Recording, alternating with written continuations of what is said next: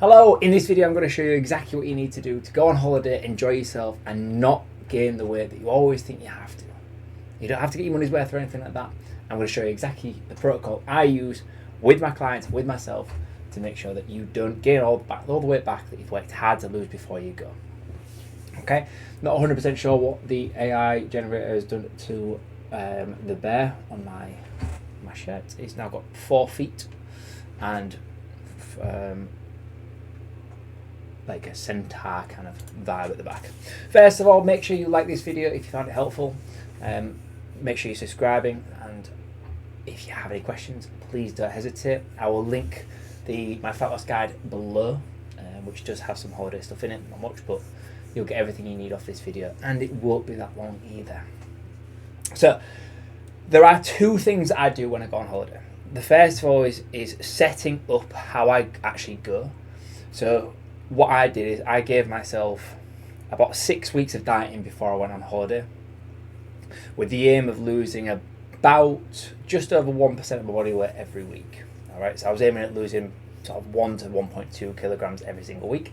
So I put myself in a deficit of about 800 to 1,000 calories every single day. So we call this calorie cycling. All right. And the reason we call it calorie cycling is because we essentially just cycle the calories on a week by week basis. And you can do this week on week. So you can have 1 week where you have 2,000 calories. You can have 1 week where you have 3,000 and just alternate. But this all comes from 2 different studies, the IceCap study and the Matador study, basically both saying that if you spread out your deficit and have periods where you overeat in terms of diet break and you bring yourself up to maintenance, you typically lose 50% more fat than if you didn't, and 6 months after you stop dieting you've got 90% more fat loss than people who didn't have these diet breaks.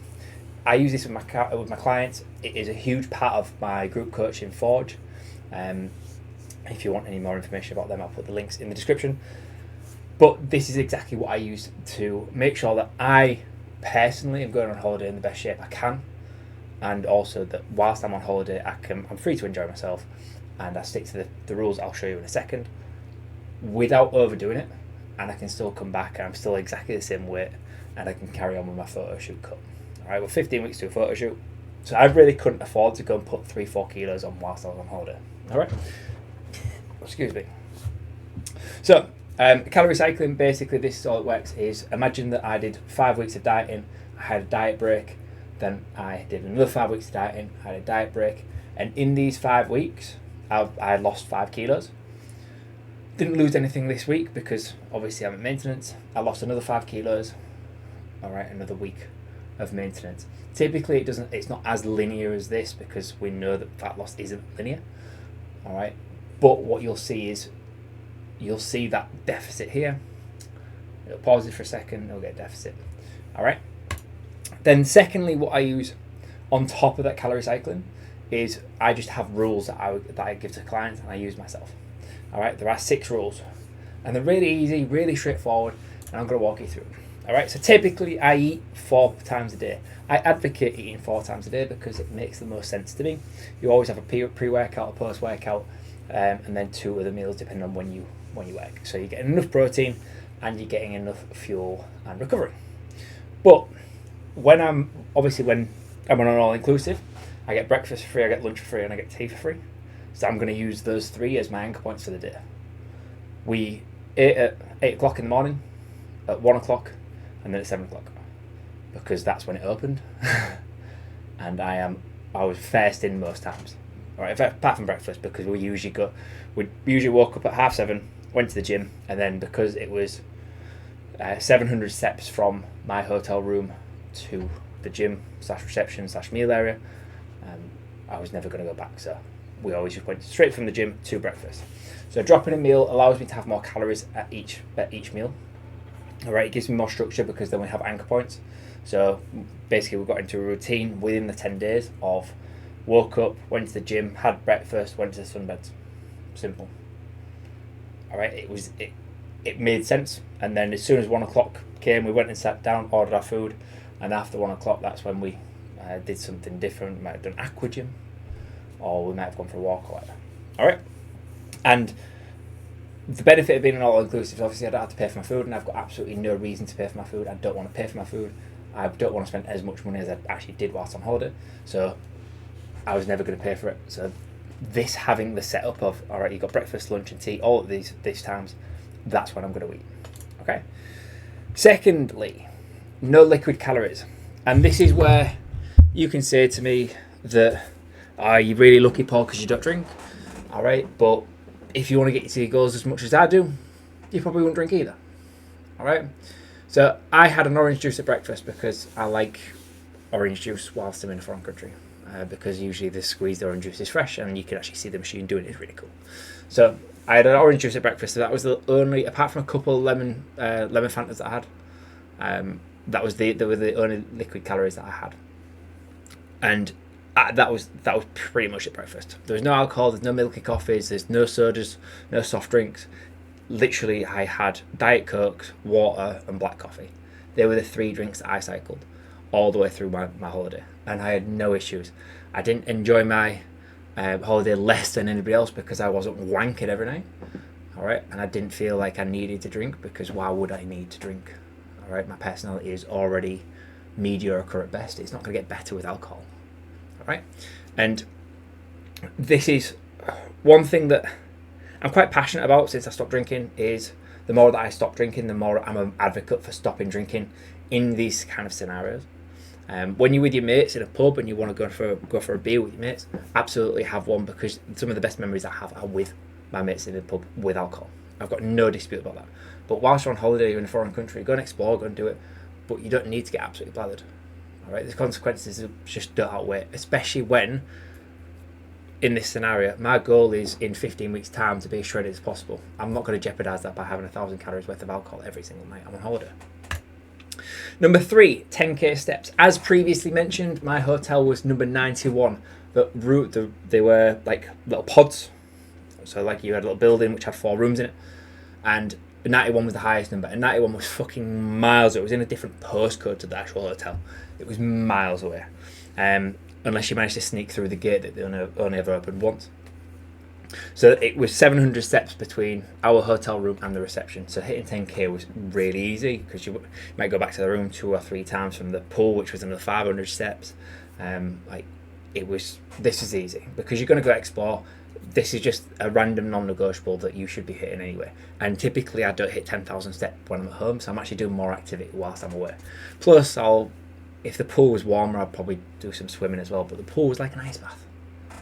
Like you jumped in and you just get prickles everywhere. Number 4, I'd like to say no snacking here, but I don't think no snacking. I think no snacking is probably a bad way to go about it. Limited snacking. So almost saying to yourself, there's no mandatory snacking between meals, rather than just saying there's no snacking whatsoever, because I fucking love an ice cream and I had a couple of crepes here and there. All right, but you have to keep the balance. All right, so I just say there's no snacking between meals, and if I want something, I'll have it after my last meal, because then I can account for it during my last meal. All right, nice and easy. People can have ice creams, can have shit like this on holiday. I know that, you know that, and I'm never gonna say don't do it.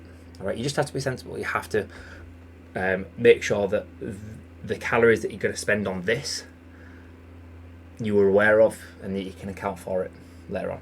This was absolutely delicious, by the way. It was actually shaped like flour. It took half an hour for them to make, but it was shaped like flour. Number 5, when you arrive at your meal, first thing you do is you go to the veg and you fill half your plate up with veg. That is the first thing you do. All right? I've made a lot of spelling errors on this. So cover half your plate with veg, then you go and get your protein, then you finally get some carbs if you're going to have carbs with that meal. All right? And the reason I've not put limiting carbs or anything like that on there is because we don't really want to go too techie with it, because I still want you to enjoy your holiday. Like I enjoyed my holiday, and I had half a plate of veg every single day. Or fruit, like in the morning, I'd literally have a bowl of melon or watermelon before I had my eggs and stuff like that. And the last but not least is don't eat like a dickhead. Let's move that out of the way. All right.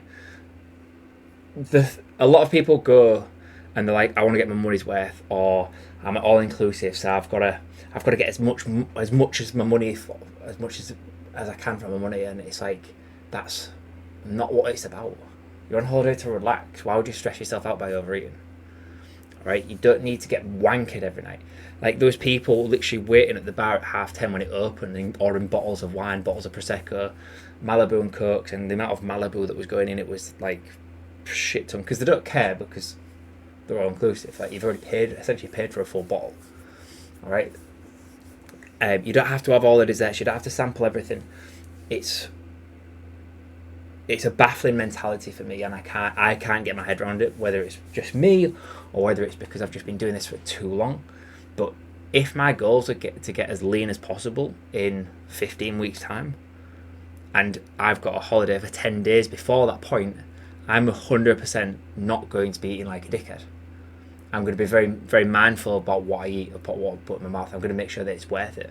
I'm not just going to be, all right, well, we've got 6 desserts there. I'm going to have sample one of each. Because when I went on holiday a couple of years back with my mate, he put on 13 kilos in 1 week.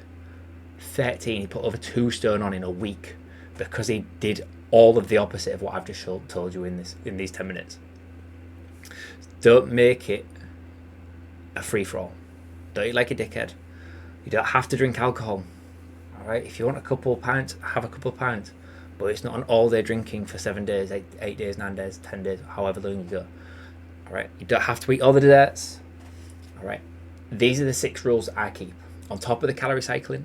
If you've got a holiday coming up and you don't want to undo all the hard work that you've done, I've put a link in the description to hit a discovery call with me. You can have a chat, see what's what, see if I can help you. I've also put my free guide of fat loss in there as well, so you can have a look at that. But basically, if you stick to the calorie cycling, you learn how to do that, and you stick to these 6 rules, you will have no problem maintaining and if not losing weight whilst on holiday. Yes, you still enjoy yourself, trust me. If you have any questions, hit me up below, give me a shout if you need me, and I'll catch up with you on the next one.